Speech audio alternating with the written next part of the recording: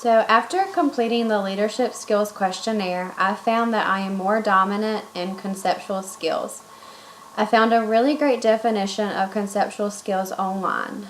According to the Business Dictionary, conceptual skills is defined as, quote, the ability to think creatively, analyze, and understand complicated and abstract ideas. Using a well-developed conceptual skill set, top-level business managers need to be able to look at their company as a holistic entity, to see the interrelationships between its divisions, and to understand how the firm fits into and affects its overall environment, unquote. I believe I would be able to look at my department as a whole, which I think is a great thing for a manager to do. There are so many important roles that make up a department. Each role is just as important as the next role. Each role plays a vital part in running a department on a daily basis. You have your team lead, your charge nurses, clinical nurses, nursing assistants, medical assistants, environmental services, dietary, and so forth. Without all of these groups working together as a whole, our department wouldn't be able to function properly.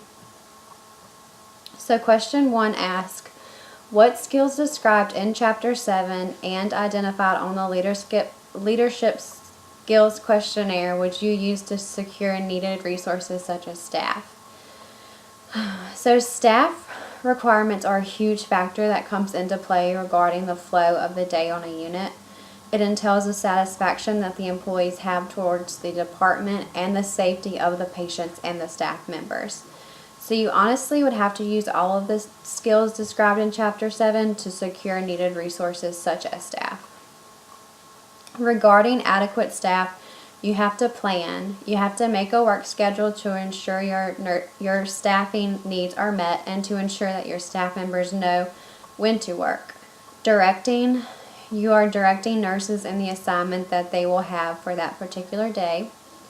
Coordinating, you have to coordinate with staff members to ensure they can work on a certain day and also coordinate with them regarding the days that they will not be able to work so that you can ensure you have adequate help to cover patient assignments.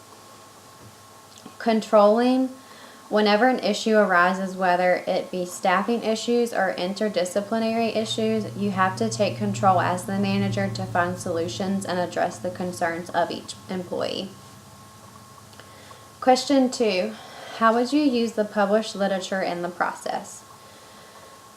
So the article I found through my literature search is entitled, quote, Reconfiguring Health Workforce Policy so that education, training, and actual delivery of care are closely connected, unquote. This article talks about the fact that team-based care is highly recommended in healthcare, but, quote, despite the numerous calls for more team-based models of care, relatively little attention has been given to how to prepare physicians, nurses, therapists, technicians, and others already in the workforce to practice in accountable or reformed teams, unquote. So basically this article is saying that team-based care is recommended, but there really hasn't been any proper education in interdisciplinary teams on how to come together to work collaboratively. The article goes on to say that training professionals on team-based care has proven to be a real challenge. The Global Forum on Innovation in Health Professional Education is currently exploring the best ways to promote transdisciplinary professionalism. The Global Forum understands the challenges faced with providing team-based care in a culturally diverse workforce. They are currently trying to figure out if teaching team-based care should be constructed around a template or if the care should be constructed in practice and form around the patient. Personally, I feel that constructing a team-based model around the patient in practice would prove to be more effective, simply because if the team has one goal in mind, the care, safety, and satisfaction of the patient, the staff should be adult enough to put aside their diverse differences and come together for the well-being of the patient. I think it would be a good idea if the Global Forum put in place guidelines to help make the team-based model of care more efficient. Such goals would include patient-centered care, promotion of diversity in the workforce, no tolerance for bigotry, and so forth. Question 3. Identify the levels and departments that you would need to work with in order to be effective in your role. So I retrieved my unit's organization model from my nurse manager on Monday. From looking at our organizational model, I would actually have to work with every level and department to be effective in my role as a manager. I work on an endo-bronch procedure unit. We do pre-op, operative, and post-op care. We work with pulmonary doctors as well as GI doctors. We also coordinate care with the clinics that see our patients. Specifically in reference to our organizational chart, I would need to work with the COD, the nurse manager of the GI and pulmonary clinic, the nurse manager of the GI and pulmonary suite at the Duke Medical Pavilion, and the nurse manager over the CRNAs. Question 4. Explain if you feel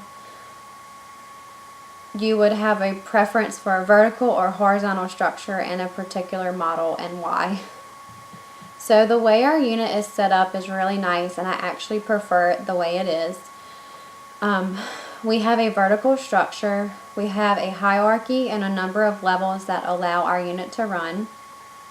Under the different levels, we actually have a horizontal structure where we separate activities for more efficient and effective performance.